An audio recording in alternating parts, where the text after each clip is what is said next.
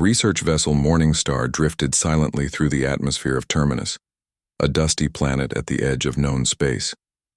Captain Sue watched from the bridge as the orange landscape came into view. This mission was supposed to be routine: examine some ruins, catalog findings, and leave. "Preparing for landing," said Pilot Min as he guided the ship toward a flat area near the mountains. The xenoarchaeology team gathered their equipment, excited to begin their work. Professor June led the team of 6 researchers, each from different alien species in the Galactic Union. With his blue skin and 4 arms, he moved quickly, eager to be the first to see the ruins. "Remember, we only have 3 days," said June to his team. "The Union wants a basic report, nothing more." They stepped onto the red soil of Terminus. The air was thin but breathable. Wind blew dust around their protective suits as they walked toward a large opening in the mountain. "Scans show artificial structures inside," said researcher Bin, looking at her device. "Very old, but using materials we don't recognize." The team entered the cave mouth, lights on their helmets showing the way. What they thought was a natural cave quickly revealed itself as something more. The walls became smooth, with strange symbols etched into the material. "These markings are not in our database," said June, running his hand over the wall. "This is a new discovery." The tunnel opened into a large room filled with metal tables and strange devices. Dust covered everything, undisturbed for centuries. "Look at this," called out researcher Yoon. She stood before a skeleton laid out on one of the tables. Bipedal, single head, 5 fingers on each hand. The team gathered around, amazed at the find. "This species is not in our records," said June, "but these creatures built advanced technology." Bin found a small device and carefully picked it up. After examining it, she connected it to her translator. The screen flickered to life, showing strange symbols that slowly changed into words they could understand. "Colony log, day 3042, read Bin. Earth seems more distant each day. The children born here have never seen blue skies or oceans. Sometimes I wonder if we made the right choice in coming here." "Earth?" asked Captain Sue. "I've never heard of such a place." Deeper into the structure they found more rooms. One had rows of strange containers, large enough to hold a body. "These are stasis pod," said June in disbelief. "And the power readings suggest they're still active." The team approached one pod. Through its frosted window they could see a face, not a skeleton, but a sleeping person. "They're alive," whispered us after all this time. Suddenly lights began to turn on throughout the facility. The ground hummed with power as ancient systems awakened. A voice spoke in a language their translators struggled with. "Security protocol activated. Unknown species detected. Initiating defense sequence." Before they could move, one of the pods hissed open. Steam poured out as the cover lifted. The research team stepped back, unsure what would happen. A man sat up slowly, his eyes opening to see the alien standing before him. He didn't scream or panic.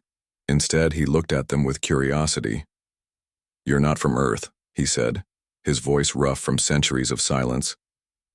Their translators worked to convert his speech. "We are researchers from the Galactic Union," explained June. "We found this place by accident." The man climbed out of the pod, unsteady on his feet. "I am Jin, Security Chief of Terminus Colony. How long have we been asleep?" "Based on these readings," said Bin, "about 800 years."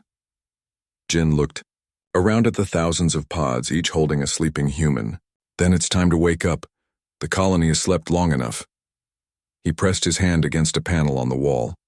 More lights came on, and a low tone sounded throughout the facility. One by one, the pods began to activate. From the mountain, a signal burst upward, powerful enough to reach across the stars, a beacon announcing the return of humanity. And the galaxy would never be the same. The stasis pods opened one by one, releasing clouds of white mist into the air. Jin stood in the center of the vast chamber, watching as his people woke up after 8 centuries of sleep. The alien research team observed with a mixture of wonder and fear. "How many will wake?" asked Professor June, his 4 eyes blinking rapidly. 10,000, replied Jin. If the systems worked properly. A woman emerged from a nearby pod, her dark hair falling past her shoulders. She steadied herself against the edge, then looked around in confusion. Security Chief Jin, she said, recognizing him. Why have we awakened? Has Earth made contact? No, Commander Yu, he answered. We have visitors. Commander Yu noticed the aliens for the first time. She showed no fear, only curiosity as she approached them. I am Yu Mi-sun, commander of Terminus Colony. You are not human. We are from the Galactic Union, explained June. We had no knowledge of your species until today. More humans emerged from their pods. Some cried out in surprise at the sight of the aliens, while others simply stared. A group of colony security personnel gathered around Jin, waiting for orders. The stasis systems worked perfectly, said a man in a white uniform. He introduced himself as Dr. Ha, the colony's chief medical officer. Initial scans show minimal cellular degradation. Everyone should recover quickly. Yu turned to Jin. Activate Atlas. Jin nodded and moved to a central console. He placed his hand on a scanner, then spoke clearly. Atlas system activation code Ujin-Ha 7321. The room hummed with energy. Lights flickered across panels that had been dark for centuries. A voice filled the chamber, smooth and calm. Atlas online. Colony status. Functional. Detecting non-human life forms. Threat assessment in progress.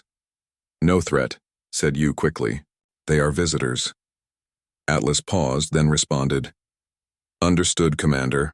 Welcome to our guests. I am Atlas, Artificial Intelligence System of Terminus Colony. The alien researchers looked at each other in shock. Artificial intelligence of this level was rare in the Galactic Union. Earth lost contact 800 years ago, Yu explained to the aliens. We were sent here as one of many colonies to preserve humanity if Earth fell. In our historical records, there is no mention of humans or Earth, said June. It's as if your species never existed. A look of alarm passed between Yu and Jin. Atlas, called Yu. Run full system check.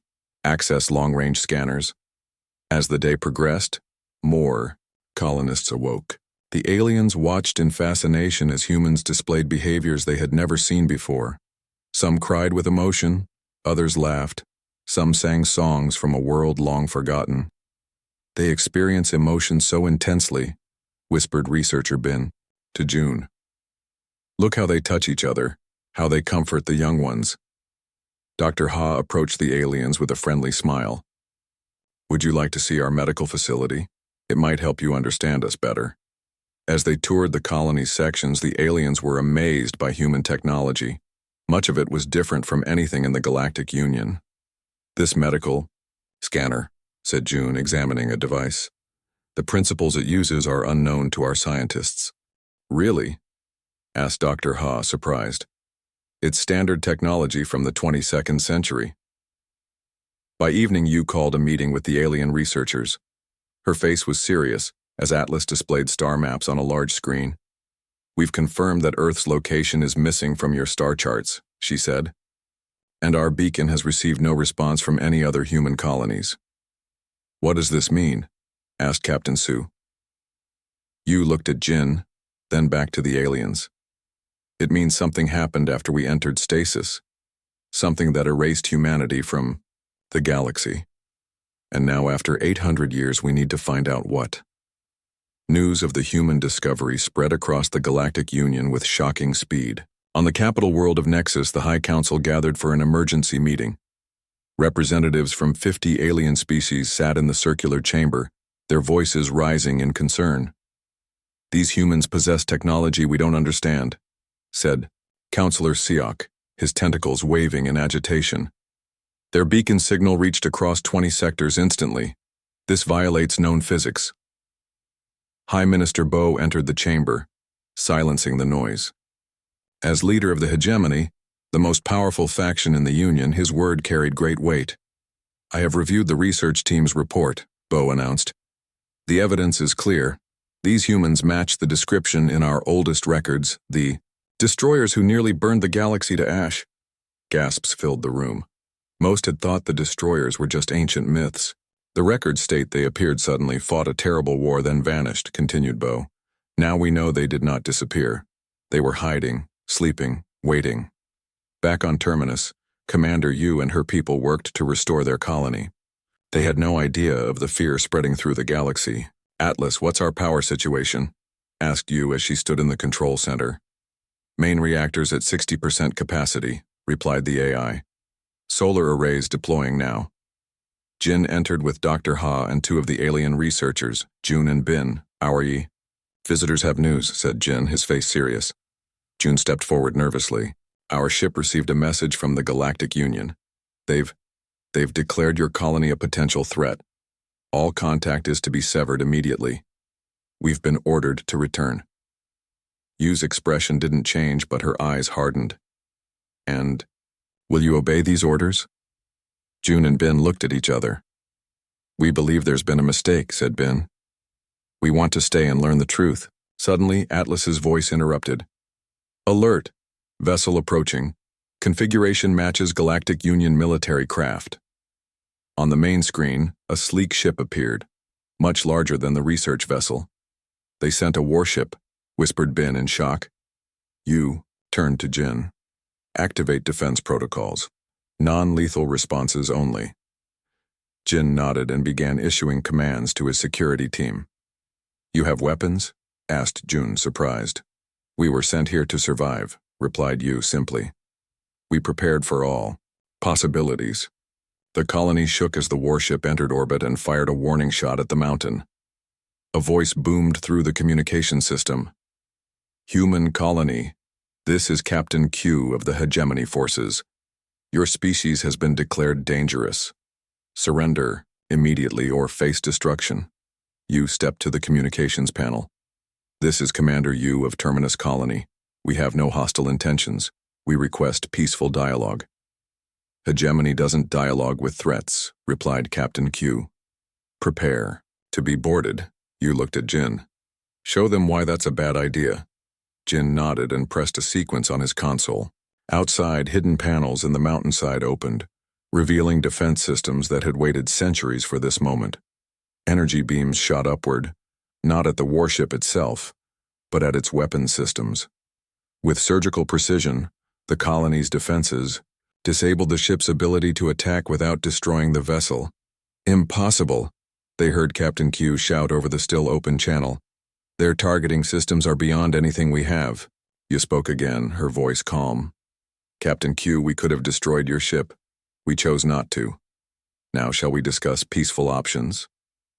The communication went silent. Then Atlas spoke. Commander, I'm detecting multiple ships entering the system. A fleet is assembling. Yu turned to Jun and Bin. It seems your union fears us greatly. Tell me, what happened to Earth? What happened to humanity that made us just a frightening myth to you? Jun shook his head. We truly don't know. But the hegemony controls most historical records. They may know more than they've shared. Yu nodded slowly. Then we need to find the truth before this becomes a war. And we need to wake the rest of our people. 17 warships hung in orbit around Terminus, their weapons trained on the mountain colony below. Inside the colony's command center, Commander Yu studied the tactical display with Jin and Dr. Ha. They've surrounded us completely, said Jin. Their fleet has grown to almost 20 ships. Yu nodded calmly. And yet, they haven't attacked. They're waiting for something. The alien researchers Jun and Bin had chosen to stay with the humans, risking everything to learn the truth. Now they worked alongside Dr. Ha, helping to awaken more colonists from stasis. 3,000 colonists are now active, reported Dr. Ha, including most of our engineers and scientists. Good, said Yu. We'll need everyone. Atlas's voice filled the room. Commander, I've detected unusual communications from the hegemony fleet. They appear to be waiting for a ship called the Eradicator. Cha raised an eyebrow. That doesn't sound friendly. Jun stepped forward. The Eradicator is the hegemony's most powerful warship. It carries planet-destroying weapons. The room fell silent. Then, unexpectedly, Yu smiled. "Perfect timing," she said. "Sue, are you ready?" A young woman at a nearby console nodded. "The special project is complete, Commander." Yu turned to her alien guests. "We've been busy while they built their fleet. Time to show them something interesting." Outside on the surface of Terminus, hidden panels opened in the red soil. Hundreds of small objects launched into the sky, climbing rapidly toward the blockading fleet. On the Hegemony command ship, alarms blared. "What are those?" demanded Admiral Gang, watching the objects approach on his screen. "Unknown, Admiral," replied his officer. "They're too small to be missiles, but there are hundreds of them."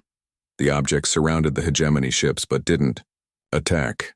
Instead, they attached themselves to the hulls. "No damage detected," reported the officer, confused.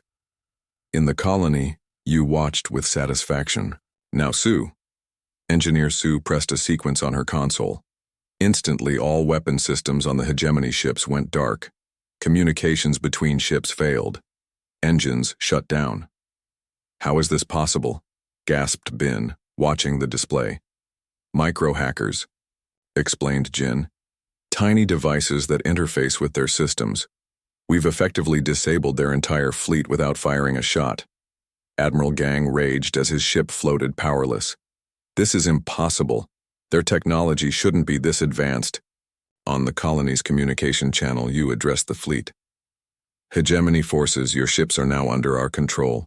We could destroy you, but that is not our way. We seek peace, not war." No response came. Then Atlas spoke urgently. "Commander, the Eradicator has arrived in the system." A massive ship appeared on their screens, dwarfing the other vessels of the fleet. Its design was different, more ancient, with strange markings on its hull. "That ship," said June, staring at the screen. "Those markings are similar to your writing system." Yu and Jin exchanged glances. "Atlas," said Yu, "analyze that ship's design and compare to Earth historical records." After a moment, Atlas responded, "Analysis complete. The Eradicator's core design is based on human technology from the final Earth War." "So the truth begins to emerge," said Yu softly. "They didn't erase us from history. They stole our technology, then hid the evidence." The Eradicator moved into position and prepared to fire its main weapon at the planet. "Our micro-hackers won't work on that ship," said Jin. "Its systems are too old, ironically." Yu nodded. "Then it's time for our last resort. Atlas, activate the beacon protocol." "Beacon protocol activated," confirmed Atlas. Deep beneath the colony, a powerful transmitter activated, sending a signal not just across the galaxy, but through it, reaching places hidden between the stars themselves. "What did you just do?" asked Bin. "Called for help," said Yu with a small smile. "From Earth." The massive Eradicator ship positioned itself above Terminus, its planet-killer weapon charging. Inside the colony's command center, tension filled the air, yet Commander Yu remained strangely calm. "Commander, the Eradicator will fire in 2 minutes," reported Jin. "Our defenses cannot stop a weapon of that size." "We don't need to stop it," replied Yu. "We just need to wait." The alien researchers June and Bin looked confused. What was Yu waiting for? The beacon protocol had been activated, but nothing had happened yet. 1 minute to weapon discharge," announced Atlas. Admiral Gang's voice boomed through the communication system. "Human colony, this is your final warning. Surrender now or be destroyed. Your species was contained for good reason." Yu stepped forward. "Admiral, tell me, what reason was that? What do your histories actually say about humanity?" There was a long pause before he answered. "Your kind nearly destroyed the galaxy with your aggression and your technology. The ancient texts call you the Destroyers." "And who wrote these ancient texts?" asked Yu. "The Hegemony?" Before Gang could answer, Atlas interrupted. "Unusual energy signatures detected. Spatial distortion forming." Everyone looked at the main screen. At first there was nothing, just the stars and the Hegemony fleet. Then space itself seemed to fold. A swirling vortex appeared beside the Eradicator, and from it emerged a ship unlike any the aliens had ever seen. It was sleek, almost invisible against the blackness of space, with soft blue lights pulsing along its hull. Then another appeared. And another. Within moments, 12 ships surrounded the Eradicator. "Earth Defense Fleet," whispered Yu with a smile. "Right on time." A new voice spoke over all communication channels. "This is Admiral Jun of the Earth Defense Force, hegemony vessel. Power down your weapons immediately." The aliens in the command center stared in shock. "Earth still exists?" gasped Bin. "But how? Where has it been all this time?" "Between," said Yu simply. "Between the stars, between space itself. We didn't just flee during the war, we hid our entire world." On the screen, the Eradicator remained defiant, still charging its weapon. "They're not stopping," said Jin. "They will," replied Yu confidently. One of the Earth ships moved closer to the Eradicator. It fired no weapons, sent no obvious attack. Instead, a wave of energy washed over the massive warship. Instantly, all systems on the Eradicator went dark. The planet killer weapon powered down. "What just happened?" asked June. "We call it the nullifier," explained Yu. "It returns technology to its base state, no destruction, no casualties." The Earth ships moved among the disabled hegemony fleet, their presence alone enough to prevent any further hostilities. A small shuttle detached from one ship and descended toward the colony. Later, in the colony's meeting hall, Admiral June met with Commander Yu and the others. Unlike the colonists who had just awakened from stasis, he wore a uniform of strange, flowing material that seemed to absorb light. "The Terminus colony beacon reached us as planned," said Admiral Jun. "Earth has been watching and waiting. We knew the hegemony would eventually find one of our sleeper colonies." "But why hide?" asked Bin. "Why let the galaxy think humans were extinct?" "Because after the war, the hegemony began rewriting history," explained June. "They took our technology, claimed it as their own, and cast us as villains. Rather than start another war, we chose to disappear until the right moment. The hegemony has ruled through fear and lies for centuries," said June, understanding now. "They've suppressed other species, controlled information." Admiral Jun nodded. "Which is why we're not here for vengeance, but for truth. The galaxy deserves better." In the days that followed, Earth ships appeared throughout Union space. They didn't attack. They simply revealed themselves, broadcasting the true history to all worlds. The hegemony's lies unraveled rapidly. On Terminus, Yu stood with June and Bin, watching as shuttles from Earth landed, bringing supplies and news from a world thought lost. "What happens now?" asked Bin. Yu smiled. "Now, the galaxy changes. Not because humans are conquerors, but because everyone deserves the truth.